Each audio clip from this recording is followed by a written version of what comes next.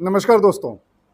आज हम जिस टॉपिक पे आपसे बात करने वाले हैं वो टॉपिक ऐसा है जिसके बारे में आपने सुना तो बहुत बार होगा, लेकिन आज जो हम बताने वाले हैं वो शायद आपने कभी ना सुना हो या फिर बहुत ही कम लोगों ने सुना होगा। और ये टॉपिक, ये सच्चाई, ये फैक्ट आपको आश्चर्यचकित कर देगा। जी हाँ, कानून में ऐसी बहुत सारी चीज़ें होती हैं जो कि आश्चर्यचकित कर देती हैं और इसीलिए इनमें से ये भी एक टॉपिक है।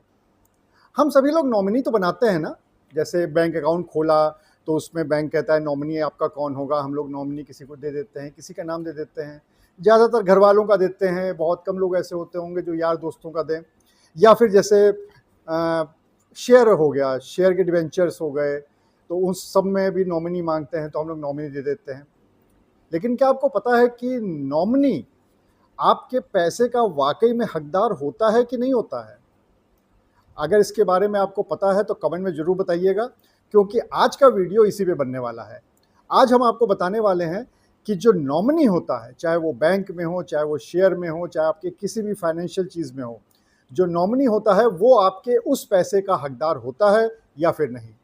तो चलिए फिर वीडियो को शुरू करते हैं। तो सबसे पहले तो हम जान लेते हैं नॉमिनी क्या होता है। नॉमिनी, जैसा कि ज़्यादातर लोगों को पता होगा, नॉमिनी एक व्यक्ति का नाम होता है जो कि नाम पते के साथ हम लोग को देना होता है। अगर हम लोग बैंक अकाउंट खोल रहे हैं तो वहाँ पे फॉर्म पे लिखना पड़ता है कि नॉमिनी। नॉमिनी का मतलब, अगर वो जिस व्यक्ति का बैंक अकाउंट है, अगर वो व्यक्ति नहीं रहता है तो उसके बाद उस पैसे का मालिक कौन होगा या उस पैसा वो किसके पास जाएगा, इसके लिए बैंक नॉमिनी मांगता है। तो ज़्यादातर लोग अपनी पत्नी का, अपने पति का, या फिर भाई का, बहन का, या फिर बेटे बेटी का इसका नाम दे देते हैं।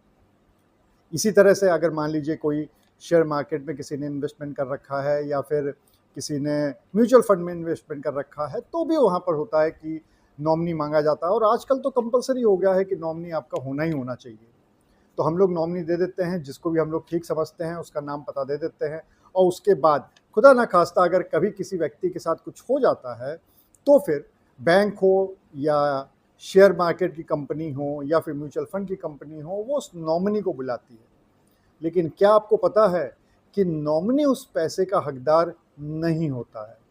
जी हाँ, शायद आपको सुन के बहुत आश्चर्य लग रहा होगा, लेकिन नॉमिनी उस पैसे का हकदार नहीं होता है, वो उस पैसे का कस्टोडियन होता है।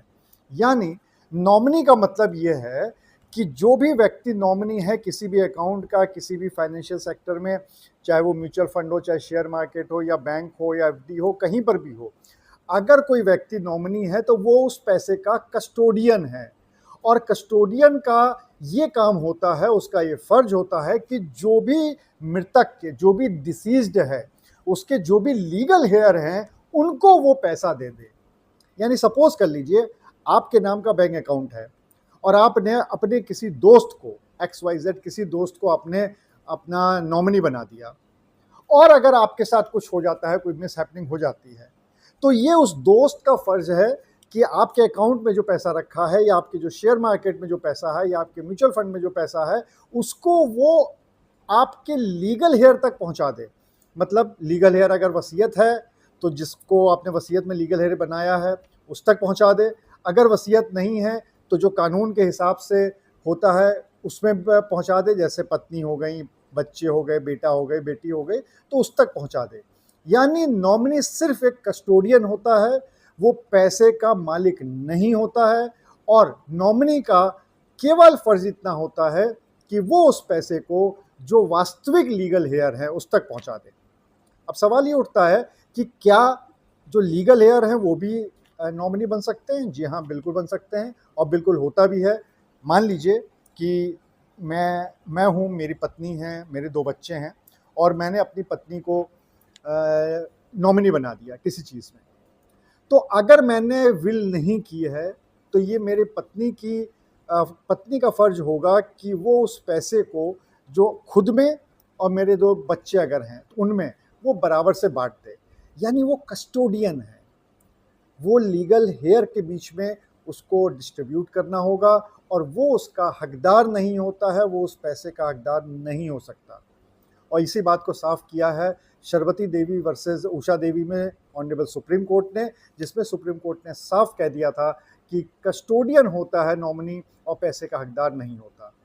तो आप जिस किसी को भी अपना नॉमिनी बना रहे हैं, चाहे कहीं पे भी बना रहे हैं, ये देख के बनाइए कि वो इस तरह का व्यक्ति हो कि वो आपके ना रहने पर जो भी पैसा है वो आपके लीगल हेयर तक पहुंचा दे, या जो भी लीगल हेयर है उनमें बराबर डिस्ट्रीब्यूट कर दे।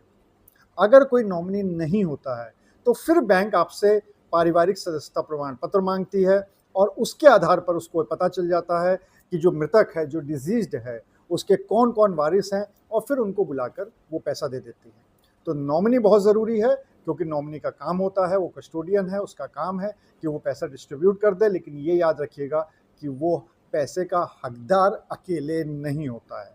हाँ, अगर ऐसा है कि कोई लीगल हेयर ही नॉमिनी है और वो इकलौता लीगल हेयर है, तब तो फिर वही उसका हकदार होता है।